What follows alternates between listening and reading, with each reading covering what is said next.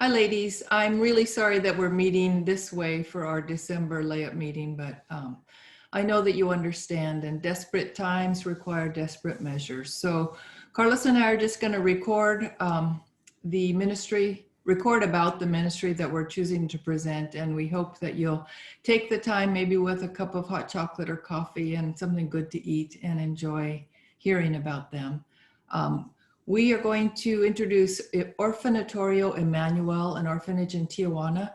And Carlos has been going for over 3 years, many times a year, and he knows them and the orphanage a lot better than I do.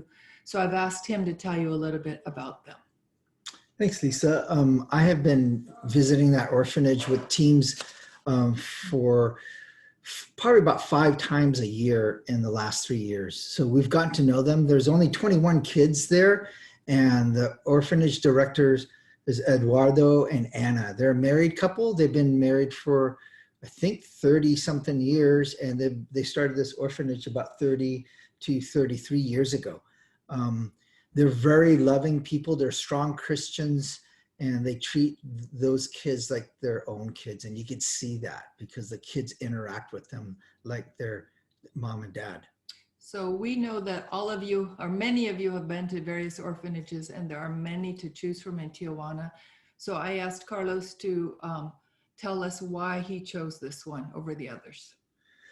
So, when I started looking at orphanages, Lisa and I took a team down there, and we visited about 6 orphanages all in one day, and we had it all arranged. And some of those orphanages, the facility was in horrible condition.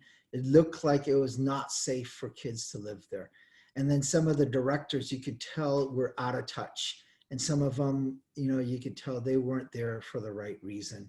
So I had asked a couple pastors in Tijuana that I work with if they could recommend any orphanages. And 2 of them recommended Eduardo.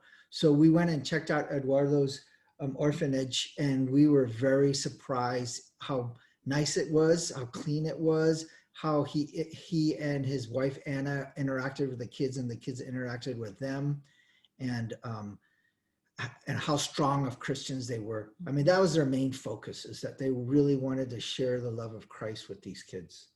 Yes. And the one thing that I can think of also that was an important criteria for us was we didn't want to pick up an orphanage that was already really well connected with U.S. churches and well funded. So Orfanatorio Emmanuel is pretty far off the beaten path. It doesn't have a lot of funding. They have a safe and clean facility, but there are tremendous needs there. Usually Carlos takes, like you said, 4 or 5 trips a year with teams, and it has been a tradition now to do a really nice big Christmas party for the kids. The beauty about this orphanage is they know us by name, we know them by name, and we've built a relationship. And we didn't feel like it was okay to not provide a Christmas party this year for them. So Carlos has, through his contacts, made arrangements for still getting everything down there for the Christmas party. However, we know there's tremendous needs ongoing. I can remember looking at all of their bedrooms and thinking, oh my gosh, I wish everybody had a new blanket. Just very, very simple things like that. And they don't ever have extra money. They have enough. They feed the kids well, but they don't have extra. And so we're hoping this year, in addition to that Christmas party that Carlos already has covered, we could give the directors a nice cash gift, and they could use it towards something that they need, the facility, or they believe the facility or the kids need. And Carlos and I are both really comfortable entrusting that to them and knowing that they'll do a good job deciding where those funds go. Yeah, I do remember Eduardo mentioning now that one side of their building is leaking. So when it rains really hard, like in the winter time, and it rains pretty hard down there, water comes in to the building. So that needs to be, the whole side of the building needs to be replaced. So that's a lot of money involved. Now, I didn't mention that Eduardo's orphanage is one of 2 orphanages in Tijuana that's actually licensed by the government. They had to jump through a lot of hoops and make sure that there's certain criteria that are covered before they are approved by the government.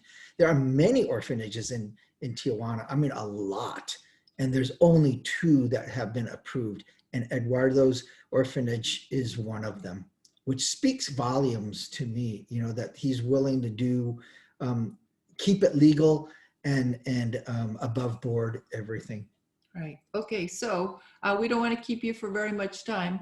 We do have a couple other things that we want you to look at, right? Correct.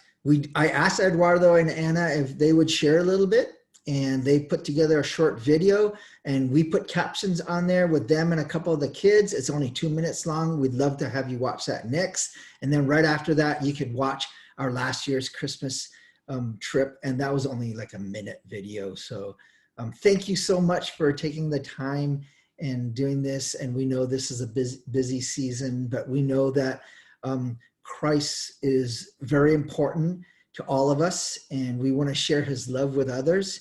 And this is a great way to share it by just expressing it through our gratitude and our generosity. So thank you for that. Thank you. So there will be a link in the email if you want to give online, or you can write a check to Reaching the Hungry and mail it to us. And that address will also be in the email. Thank you, my friends. See you in January. God bless you guys. Bye now.